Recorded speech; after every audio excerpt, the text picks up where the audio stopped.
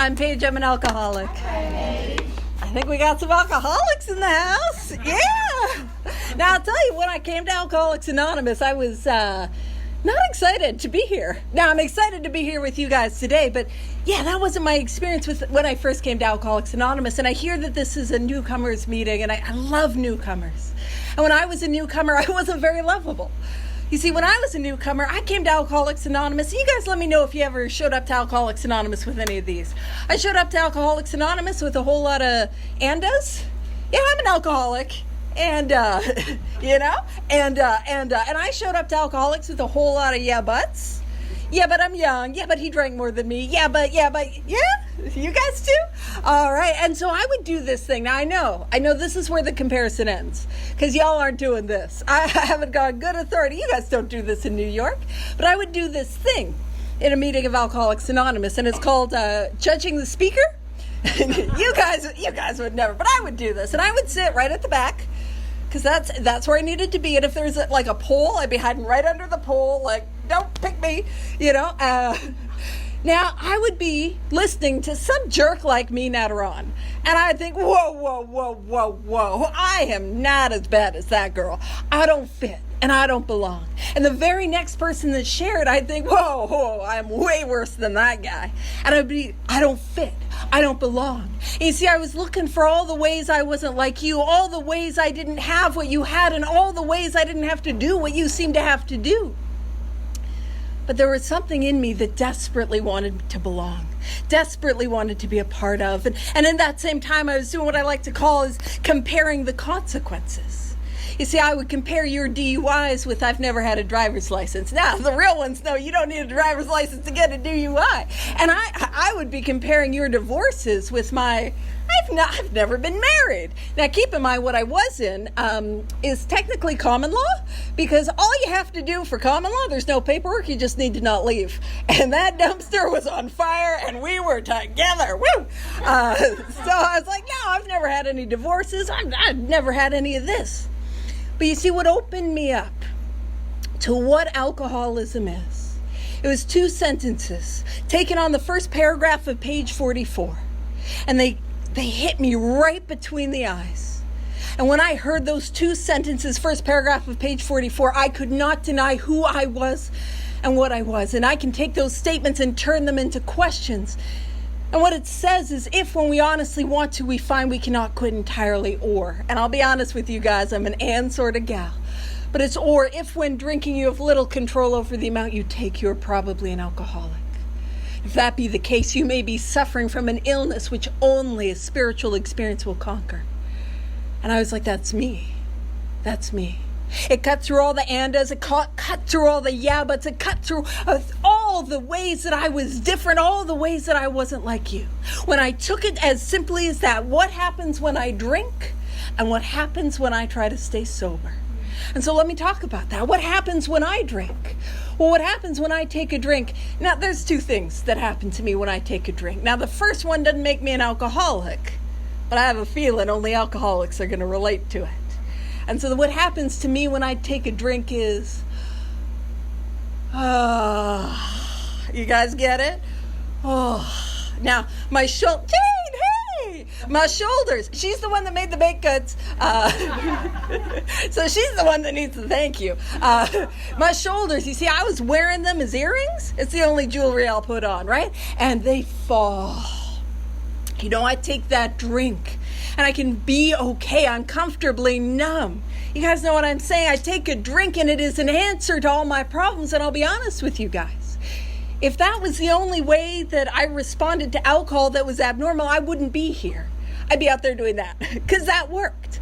But you see, what happens is I take a drink and I get the effect of it, if only for a moment. And it's like a little switch that goes off in the back of my head and it tells me more. And wouldn't you know, the more that I drink, the louder that more gets. You see, I take a drink, and that drink insists on 2. And that second drink will not relent until I've had 4. And the 4th drink is screaming at me until I've had 8. And the 8th drink will just not relent until I've had 16, and so on and so forth. And here's my experience. That's an abnormal reaction. And if you're like, I don't know, Paige, Well, I'll tell you my experience. My experience is that didn't happen to me with any other beverage. So my stomach stopped handling coffee a couple years ago, and I tell you that because I want you to feel bad for me, because that sucks. So what I do today, I start my day with prayer, I start my day with meditation, and then I have a cup of Earl Grey tea. It's not the same as coffee. Just that's an aside, but it's not. But here's my experience. Not once in my life have I ever gone on a 3-day Earl Grey tea bender. Never done it. Never done it. I'm staying with Eileen. Not once have I gone into, had a cup, had another, slam back another, had to go into her cupboards, find the chamomile, snort it, because it's gotta be the same. I just have a cup of tea and go about my day. And so the reaction that I have is abnormal. An abnormal physical reaction, and what we call that is an allergy. Now, if you're like me, you're sitting there and you're thinking, well, hold on, back in 2013, back in 08, back in 84, back in 72, there was a time I went and I had 3 drinks like a lady, and my pants were dry and my shoes were on. I'm not an alcoholic. Because that's what I was doing. You see, what I was holding on to was the exception, not the rule. And the truth is, as soon as I took a drink, I did not know what was going to happen. And by the time I ended up in Alcoholics Anonymous, every time I took that drink pretty well, it took me. And what I would do is when I take that drink and it takes me, I cross lines in the sand I said I would never cross. I do things I said I would never do. I begin to lose things, and I'm not just talking about my pants and my shoes, but I don't know where those went. I start losing things like my dignity, like my self-respect, like relationships, like family, like hopes, like dreams, like the ability to look at myself in the mirror. And I can't believe who I am. I can't believe who I've become. I hate myself. And I have not a whole lot of awareness, but I have a little bit of self-awareness. And I can see that alcohol is a bit of a problem in my life. And I say those words that are magic for people who do not have alcoholism. That's it. I'm never going to drink again. And you see, when I say that, I mean it. With everything that is in me, I mean it. I do not want to drink again. And then so I have a look at how do I respond to sobriety? Because I also have an abnormal response to sobriety. Now, my first description of this does not make me an alcoholic, but it is important to talk about. Because I was sitting in the back of the rooms, which no judgment to those in the back at all. But I was sitting in the back of the rooms and I was thinking, man, I'm not like you. You all seem happy and friendly and okay. And it seems like your skin is fitting and you're not crawling out of it. And that's not how I was doing. You see, my experience is I put down the bottle and I'm not okay. You see, I put down the bottle and there's a screaming that begins to come from the depth of my soul. You see, I put down the bottle and my shoulder blades, it feels like somebody is stabbing them. The anxiety is so bad. I put down the bottle, my depression's so bad I can't get out of bed. I can't face the day. I feel like I'm a raw exposed nerve ending, and for some ungodly reason, the wind is blowing. I can't stand how I feel, and I need relief. You see, for me as an alcoholic, I am a relief-seeking missile, and I will get it in whatever form I can. Now, that does not make me an alcoholic, because there are people who feel that way and don't take a drink. There are people and if you're like, really? You go find them at the HOA or the PTA. You'll find them, some spiritually sick people. But I talk about that because that is what we treat in Alcoholics Anonymous. You see, I thought emotional sobriety was for the nerds. I became one. I have highlighters that I feel very strongly about. I thought it was for the keeners. I thought it was for those that were extra special. And what I come to find out is that emotional sobriety is the point. The purpose of Alcoholics Anonymous is to bring about emotional sobriety. And that's what the 12 steps take me to, is to that place of emotional sobriety. And so I say that because, man, I can get off the beam and I can feel that way sober. Well, that's how I feel sober. And I can feel that way with time. And I can feel that way when I'm new. And I say that because if you're here today and you're feeling like that, or you've had the magic, but the magic is now gone, I share that with you because it is imperative that we understand that there is a solution in Alcoholics Anonymous. We have an answer. We have a way out that is available to everyone. And here's my other thing, and this is what makes me an alcoholic, is that when I am sober, when I am as sober as I am today, but my illness is untreated, I will get a thought. And that thought happens in my mind. And that thought tells me whatever lie it needs me to believe to take that first drink. It looks a little something like, this time will be different. Nobody'll ever know. I just got to get it out of my system. If I only, if I switch to beer and wine, I think it'll be okay this time. Or it'll look like, I'm in New York. There's no alcohol. Actually, I have a rumor they keep all the alcoholics in Rockaway. There's no alcoholics on this side of the bridge. No, it'll be different. But it also looks like a thought that is on me all day that says, take a drink. Take a drink, take a drink, take a drink, take a drink, take a drink until what little willpower is able to muster is eroded away. And I have a drink in my hand.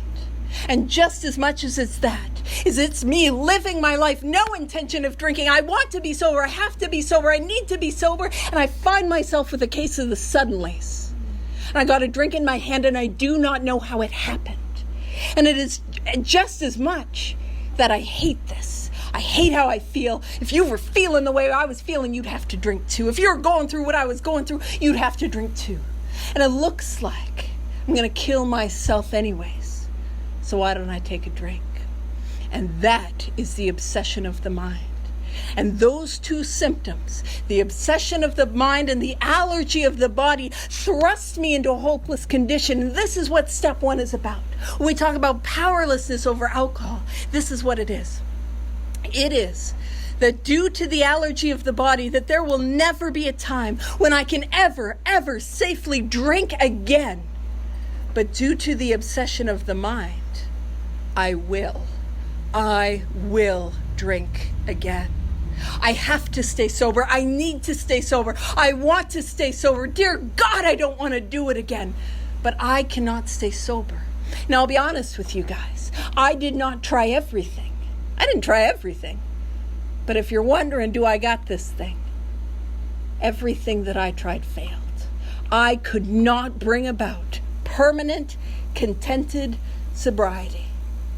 I could string together a couple months. I wanted to die. But I could do that. But I could not achieve permanent, contented sobriety. And what we offer in Alcoholics Anonymous is exactly that. Permanent, contented sobriety. Now, when I understand my step one, that I cannot drink again, but I will drink again, that thrusts me into a hopeless position. I can't live here. I can't stay here. I need an answer. I need a solution. Man, I need nothing less than a miracle. Well, now's a good time to believe in miracles. And all that is asked of me in the second step is to believe that there are people in Alcoholics Anonymous who have had the spiritual awakening. The spiritual awakening is the solution that we have. And I can't come to meetings like this with people like you, where the light is on in your eyes. There is a hope in your spirit. There is a joy that you have. I cannot deny that that miracle has not happened in your life. And that is more than enough to begin. And I believe me, when I came here, I had God resentments. I had old ideas. I had a whole lot of God. I got 2 minutes. I got to be winding down. Actually, it's 1 minute. I got to be winding down. I had a whole lot of those issues. But all that was needed for me to believe is that you have had an experience as the result of the 12 steps that allowed you to experience permanent, contented sobriety, contingent on the actions that you take on a daily basis, and knowing that that is what I need to stay sober. The third step is simply, am I willing to take the actions? Am I willing to do 4 through 9 like my life depends on it, because it does? Am I willing to continue that process in step 10, to grow it, to continue it and grow it in step 11, and to help others in step 12? Am I willing to do that like my life depends on it, because it does? That is what the third step is. I won't say just, because it's a pretty big one, but it is simply a decision. And I'll end on this. I'm gonna go 2 minutes over. I'm so sorry, but I'll end on this. Is step 1 is like I am running in the woods, and there's a monster that is chasing me, and that is the monster of my alcoholism. And I am running. And that's the thing, is I'm trying these things. I am running. I am giving it my best. And the monster comes and it closes the distance and it takes a swipe. That obsession of the mind, it takes a swipe, and I take that first drink and off I go. And I'm beaten and I'm broken, and I pull myself up and I start running again. And the monster closes the distance and it gets me and I drink again. And I try different things. I try hiding in logs. I try hiding on the side of hills. I try all these things, and there is nothing I can do. And I'm beaten and I'm broken and I'm tired and I am trying. And I pull myself up one last time and I am running. And I run and I find myself out in a clearing. And I get to this clearing and I get to the edge of a cliff, a precipice. And I look behind me, and what I see is the monster coming in. It is the inevitability of the first drink. It's coming, and there is nothing between me and that monster. I cannot stop it.